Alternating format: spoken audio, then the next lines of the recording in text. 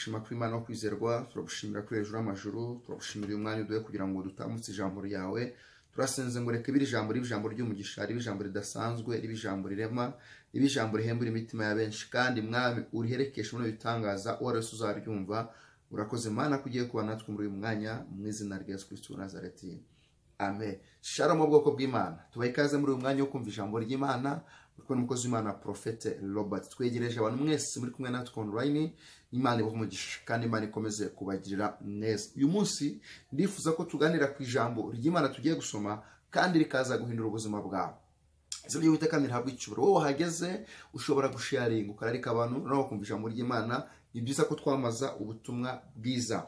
Reka dusome igitabo cya Zaburi ya 86 murongo wa 17. Zaburi ya 86 murongo wa 17.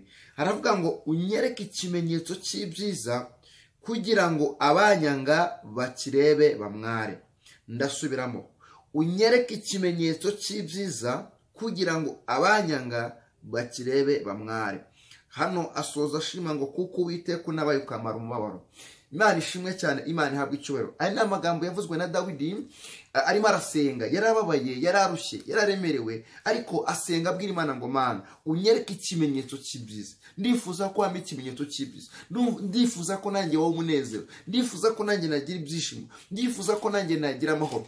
Abwira Imana ngo Mana unyereke ikimenyetso cy'ibyiza kugira ngo abanyanga, abamvuga, abandwanya, abansebya, abansuzugura, abanyima ijambo bakirebe bamware.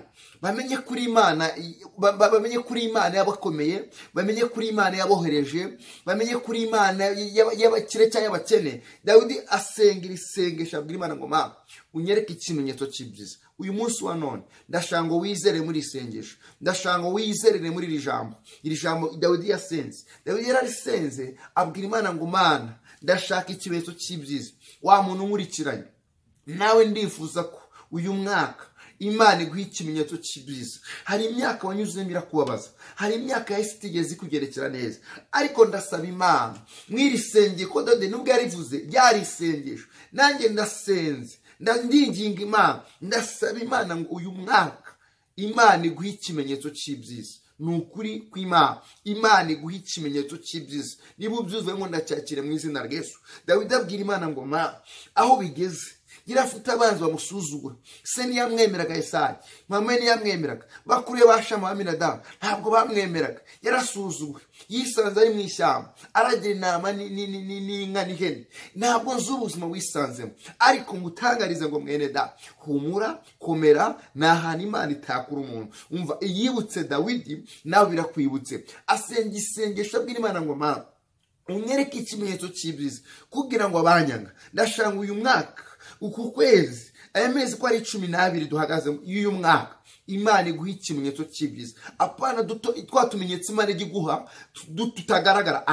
Imana iguha ikimenyetso kigaragarira abanzi bawe kugira ngo bizere ko wasenze Imana ivuga, bizere ko wasenze Imana itarabona ku butoni, bizere ko wasenze Imana igikura umuntu mu bidashoboka ikamushira mu bishoboka. Wa mugabo nkurikiranye mwaturo kwakira ikimenyetso cy'ibyiza, wa mumama nkurikiranye ndakwaturaho kwakira ikimenyetso cy'ibyiza, wa mukobwa wa musore we mwana muto nkurikiranye ndakwaturo kucyakira muri uyu mwaka ikimenyetso cy'ibyiza. Dawidi amaze kugisenga byaje gusoza. Dawidi yishe Goliyati, bisoza Dawidi asimbuye Sawuli, Dawidi aba umwami. Rero ngo nawe uyu munsi iri sengesho riguhesha igisubizo cy'ibyifuzo wari ufite. Iri sengesho risohoza inzozi ufite. Haleluya. Iri sengesho risohoza amasezerano Imana yakuvuzeho. Oya, uyu mwaka Imana iguha ikimenyetso cy'ibyiza. Akira ikimenyetso cy'ibyiza ku buzima bwawe. Imana ivuganye nawe ngo akira ikimenyetso cy'ibyiza. Byanze bikunze nawe wizere ijambo, wizere isengesho. Satani yabishaka atabishaka, waruzi bahaguruka batahaguruka, abanzi bahaguruka batahaguruka, ibigwiga byagwiga bitagwika. Oya, intambara zaza imbere zikaza inyuma. Imana ivuganye nawe ngo hejuru y'ibyo byose akira ikimenyetso cy'ibyiza. Ngo ndacyakire ku buzima bwawe, ndacyakire mu rugo rwawe, ndacyakire ku mutware wawe, ndacyakire ku mufasha wawe, ndacyakire ku bana banyu, ndacyakire muri business zanyu, ndacyakire mu mishinga yanyu. Akira ikimenyetso cy'ibyiza kuri umunsi wa none mu izina ryande Yesu Kristo Dawidi aravuga ngo Mana unyereke ikimenyetso cy'ibyiza. Nukuri igihe wasengeye kirahagije, nukuri igihe wababariye kirahagije. Hari Imana igitanga umunezero, hari Imana igitanga ibyishimo. Uyu mwanya usohoke mu mubabaro winjire mu byishimo, uyu mwanya usohoke mu gahinda winjire mu munezero. Mu izina rya Yesu Kristo Imana ikure mu buzima budafite ishusho, Imana igutereke mu buzima bufite ishusho. Uburibwe bwose ufite Imana ni uhindure mu byishimo mu izina rya Yesu. Ni Imana ishoboye. Erega hari amafaranga adakora, hari ubwenge butakora, hari akazi katakora, hari inshuti zikomeye zitakora, hari imiryango ikomeye itabasha, ari bitashobora. Ariko Imana twizeye ikivunya umutima wawe, ikikubuje kudasinzira, igihora kiguhangayikishije, uyu munsi none Uwiteka gikureho, aguye ikimenyetso cy'ibyiza. Ngo ndacyakire mu izina rya Yesu. Reka dusenge Imana.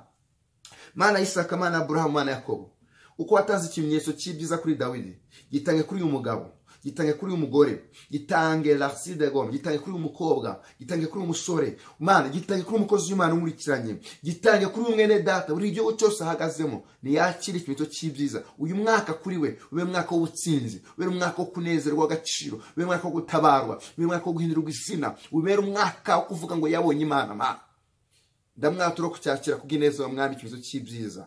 Urakoze Mwami kutwumvisha mu izina rya Yesu Kristo Nazareti.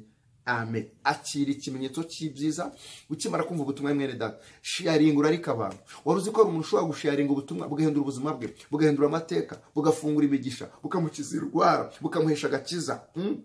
Uwiteka tugire neza cyane. Kandi nuze ku bintu udakoze subscribe cyangwa se abone kugira ngo ujye natwe ibihe byiza by'amasengesho. Mwekwe na Prophet Robert Bakunda mugira ibihe byiza.